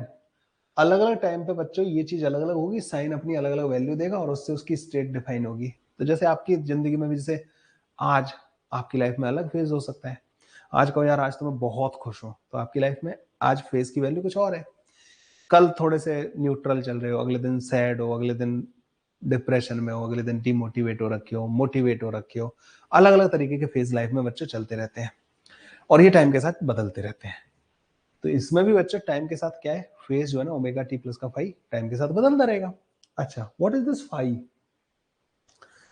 Phi बच्चों फेज को डिफाइन करने के लिए आपको एक इनिशियली चीजें मतलब बतानी पड़ती हैं। जैसे बच्चों आप लोगों ने कभी देखा होगा, आपने कोई मोटिवेशनल सेशन देखा सपोज किसी दिन, और आप एकदम से मोटिवेट हो गए, आज से मैं पढ़ाई करूंगा।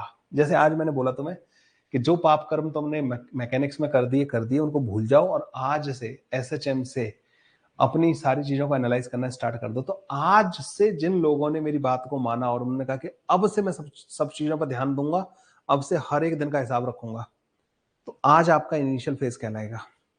अब आज आपकी क्या स्टेट है, किस लेवल पे हो आप, क्या कंडीशन है आपकी, that is your initial state. आज का फेज आपकी इनिशियल स्टेट को डिफाइन करेगा। आज से, जब से तुमने टाइम को माना, उस टाइम पे पार्टिकल क्या कर रहा था, उस टाइम पे तुम क्या कर रहे थे, that is your initial state, ठीक है, इनिशियल फेज। सो बच्चों जैसे कोई पार्टिकल है, ठीक है ना, और वो एसएचएम कर रहा है। अब अपन एसएचएम से रिलेट करते हैं, ठीक है इसको। तो मान लो ये x इक्वल टू 0 है, ये x इक्वल टू a है, और ये x इक्वल टू माइनस का ये है। पार्टिकल बच्चे यहां पे क्या कर रहा है, एसएचएम कर रहा है, ऐसे जाता है, ऐसे लौट के आ जाता है, ठीक है, ऐसे जाता है, वहां जाके रुकता है, लौट के आ जाता है, एसएचएम कर रहा है। यहां पे एक पार्टिकल एसएचएम कर रहा था, तुमने अपना मुंह इधर कर रखा है, तुम उसकी तरफ देख ही नहीं रहे हो, ध्यान ही नहीं दे रहे हो तुम उसकी तरफ, कोई मतलब नहीं, वो बेचारा एसएचएम कर करके थका जा रहा है, लेकिन एसएचएम करे जा रहा है वो, तुम्हें कोई मतलब नहीं, you are not interested in that. तो तुम्हें किसी तुम्हारे फ्रेंड ने बोला, अरे भाई वो पार्टिकल एसएचएम कर रहा है, तुमने कहा ओ एसएचएम कर रहा है। तो आपके दोस्त ने बोला, भाई तू मेरे को ना इस पार्टिकल की स्टेट बता, मतलब कब कहाँ है, मतलब अभी से देख इसकी तरफ, और उस टाइम के साथ मेरे को बताइए क्या कर रहा होगा, इसकी मोशन को प्रेडिक्ट कर। तुमने धीमे धीमे धीमे धीमे अपना फेस घुमाया इसकी तरफ। जब तुमने फेस घुमाया तो पार्टिकल तुम्हारा इंतजार थोड़ी करेगा यहाँ पे कि भाई तू पहले अपना थोपड़ा घुमा ले, फिर मैं अपनी मोशन चालू करूंगा, करेगा क्या इंतजार, नहीं, ठीक है ना, कर रहा है। तुम जब तक इसकी मोशन को देख नहीं रहे थे, तुम्हें इसकी मोशन में कोई इंटरेस्ट नहीं था, now you are interested in its motion. तुमने अपना चेहरा घुमाया, तुमने देखना चालू किया, क्या वो यहीं पे मिलेगा तुम्हें, जरूरी नहीं है।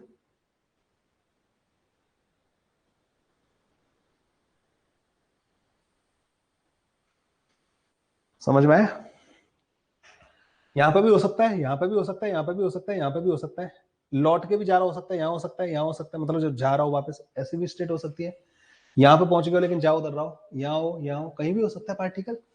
जब आपने पार्टिकल की मोशन को देखना स्टार्ट किया, जब आपने कहा कि अब मैं इसकी मोशन को देखना स्टार्ट करूंगा, अब यहां से टाइम को काउंट करना स्टार्ट करूंगा, उसे बोलते हैं टी इक्वल टू 0।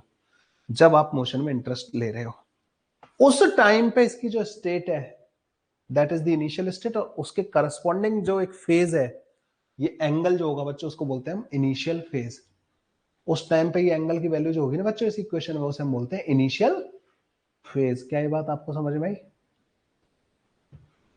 क्या ये बात आपको समझ में आई, इनिशियल फेज वाली। तुमने अपनी गर्दन जब घुमाई तो पार्टिकल यहां पे था और इधर की तरफ जा रहा था, तो उसका इनिशियल फेज अलग होगा, यहां पे था और इधर जा रहा था तो इस केस में अलग होगा, मतलब फाई की वैल्यू अलग आएगी। मान लो पार्टिकल जब तुमने अपनी गर्दन घुमाई और देखा पार्टिकल यहां पे था और अब उधर जाने की तैयारी में, तो इसको इनिशियल फेज को अलग बोलेंगे। मतलब पार्टिकल की अलग अलग स्टेट के लिए अलग अलग फेज की वैल्यू डिफाइन होगी। तुमने टी इक्वल टू 0 जहां पे डिफाइन किया, तो बच्चों ये जो वैल्यू है ना, ये डिफाइन होती है टी इक्वल टू 0 पे।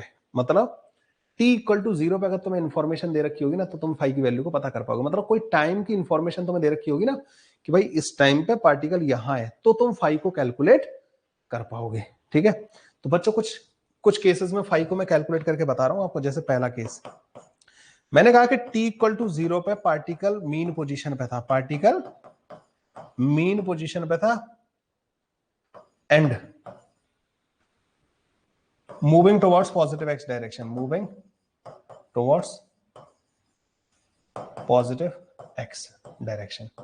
ये आपको इंफॉर्मेशन मैंने दे दी कि जैसे तुमने पार्टिकल को देखा तो वो यहां था और इधर की तरफ जा रहा था, तो बताओ फाई की वैल्यू क्या होगी। तो तुमने कहा कि सर देखो जनरल इक्वेशन तो ये है, ठीक है, जनरल इक्वेशन तो ये है। अब आपने ये बोला है कि टी इक्वल टू 0 पे मीन पोजीशन पे, मतलब मीन पोजीशन हमने एक्स इक्वल टू 0 पे मानी है, तो आप इसमें टी की जगह 0 रख दोगे, एक्स की जगह 0 रख दोगे, और ये बन जाएगा ए साइन फाई। यहां से फाई के कुछ सॉल्यूशन निकल के आएंगे। क्या सॉल्यूशन आएंगे, साइन बच्चों का एक ही जगह पे तो 0 होता नहीं है, साइन तो बहुत सारी जगहों पे 0 होता है। यहां से निकल के आएंगे जैसे एन पाई निकल के आएगा, या आप इसको बोल सकते हो माइनस का पाई, 0 पाई, ये सब सॉल्यूशन निकल के आएंगे, 2 पाई, 3 पाई, इन सब पे बच्चों फाई की वैल्यू 0 होती है, ये सब निकल के आएंगे बच्चों। जनरली जो फाई की वैल्यू होती है ना बच्चों, जनरली वो माइनस पाई से पाई के बीच में ली जाती है, ठीक है, माइनस पाई से पाई के बीच में। तो ये तो मैंने फालतू के लिख दिए हैं, 2 पाई 3 पाई और माइनस का 2 पाई लिखो तुम, ठीक है। Generally we avoid higher values of phi, minus का पाई से प्लस का पाई तक, ठीक है।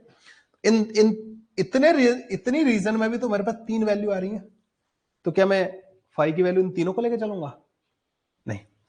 अब मैं क्या करूंगा, मैं कहूंगा सुनो मैंने एक इंफॉर्मेशन और दी है कि पार्टिकल मीन पोजीशन पे, उससे हमारे पास ये 3 वैल्यूज आ गई, moving towards positive x direction. तो अब मैं इसकी वेलोसिटी लिखूंगा v equal to a omega cos omega into 0, sorry omega into 0 plus का फाई। तो ये पॉजिटिव होना चाहिए नहीं होना चाहिए बच्चों? t इक्वल टू 0 पर मूविंग टुवर्ड्स एक्स एक्सिस, तो ये पॉजिटिव भी होना चाहिए। तो cos फाई पॉजिटिव होना चाहिए।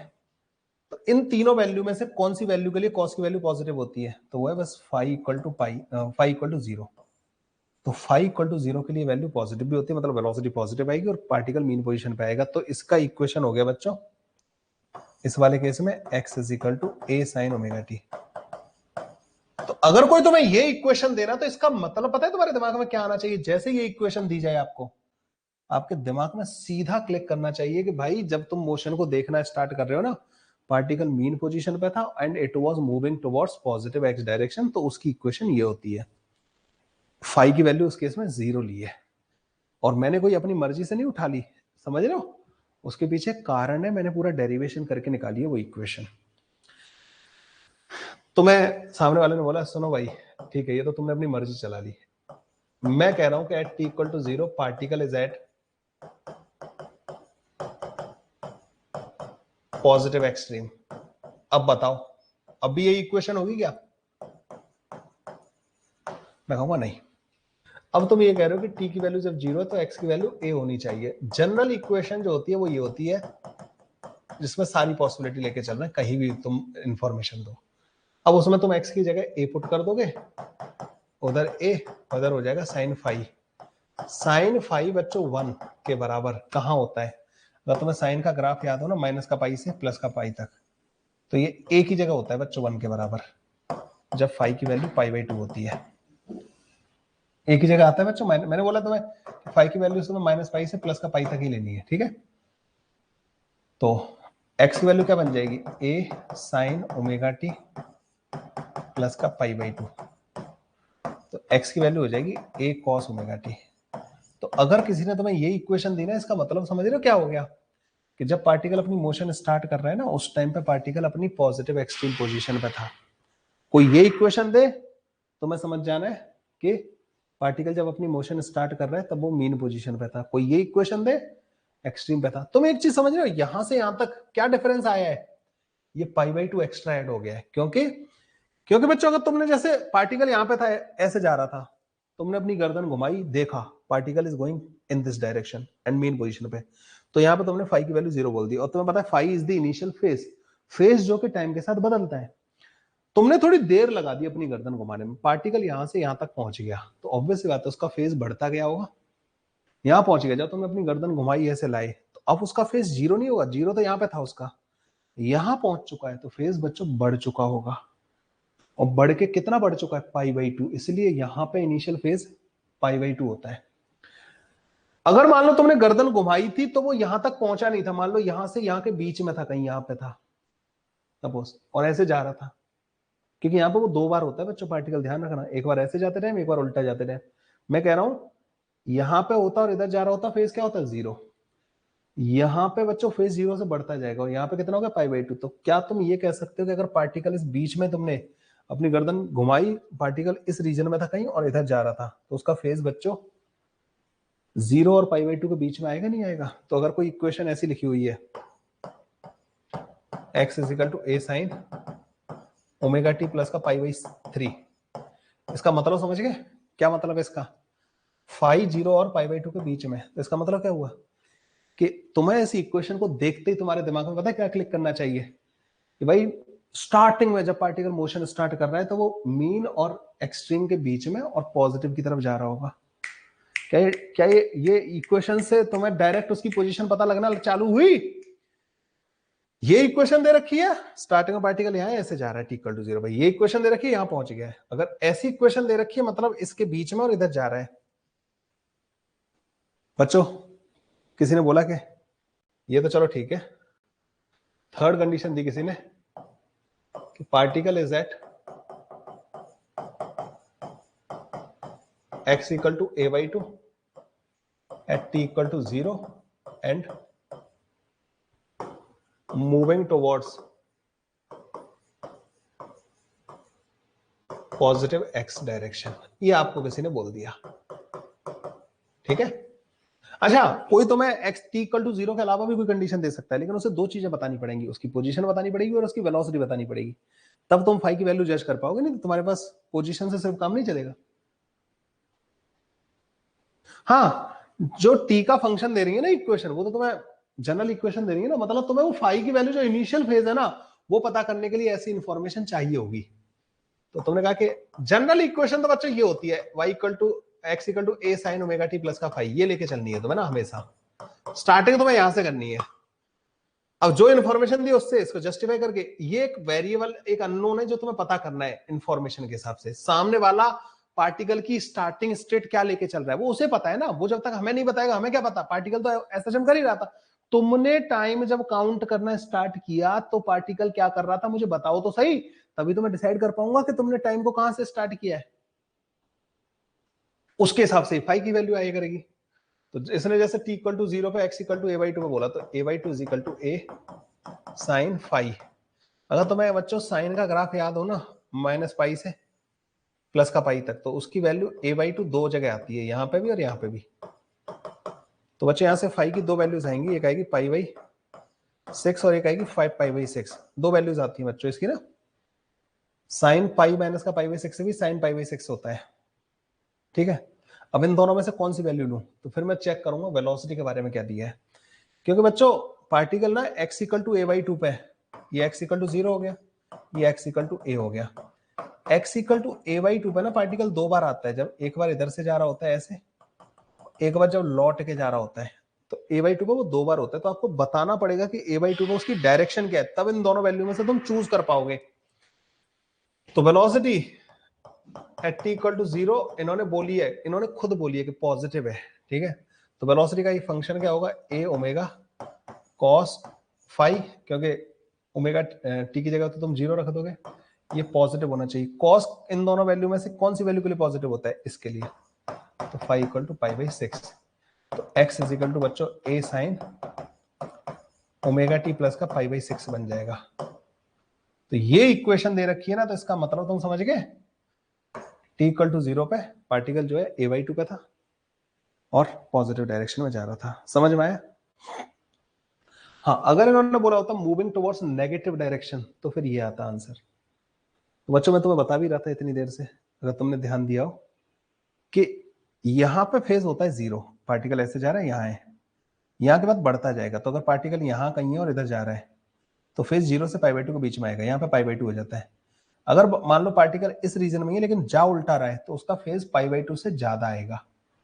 और जब पार्टिकल यहाँ आ जाता है ना बच्चों, इन दिस डायरेक्शन मूविंग, तो यहाँ पे फेज की वैल्यू बच्चों पाई हो जाती है, ठीक है। फिर हम बच्चों, मैंने जैसे बोला ना यहाँ पे पाई हो गई, अब हम उल्टा चलते हैं। जैसे मान लो पार्टिकल यहाँ होता है, तो हम उसको पाई प्लस का पाई/2 नहीं करेंगे, हम उसको बोलते हैं कि 0 में से पाई/2 माइनस, तो यहाँ पर माइनस का पाई/2 बोलते हैं, ठीक है। यहाँ माइनस का पाई/2, फिर यहाँ पे 0, यहाँ पे पाई और माइनस का पाई। अगर जैसे इस रीजन में पार्टिकल ना यहाँ पे और ऐसे जा रहा है इधर की तरफ, ठीक है, तो यहाँ फेज जो आएगा ना, माइनस का पाई/2 और पाई माइनस का पाई के बीच में आएगा। मतलब मैंने बोला ना, माइनस पाई से प्लस पाई तक हम फाई की वैल्यूज लेते हैं। ऐसा मतलब जनरली हम अवॉइड करते हैं बड़ी वैल्यूज लेना, ठीक है। क्या ये बात आपको समझ में आई बच्चों, ये जो मैंने आपको बताई है? तो इक्वेशन का आइडिया लग जाएगा तुम्हारे दिमाग में तुरंत कि पार्टिकल चल कहां से रहा है। तो दो चीजें चाहिए, कहां है और डायरेक्शन क्या है, तब जाके तुम दो वैल्यूज में से एक वैल्यू चूज कर पाओगे। रुक जाओ भाई 2 मिनट।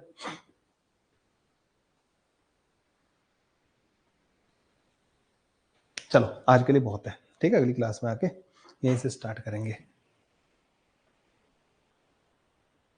अगली क्लास मतलब कल वाली क्लास, ठीक है। होमवर्क बच्चों अभी रोटेशन वाला ही है, ठीक है। मुझे इसमें एक लेक्चर और चाहिए इंट्रोडक्शन पार्ट कंप्लीट करने के लिए, देन होमवर्क आपको मिलेगा, ठीक है। तो होमवर्क बच्चों आप जो रोटेशन की एक्सरसाइज 2 कंप्लीट करो आज। आज और होमवर्क नहीं है, ठीक है, कल मिलेंगे, कल होमवर्क देंगे आपको, ठीक है। कल कल कल वाली क्लास के बाद, ठीक है। बाय।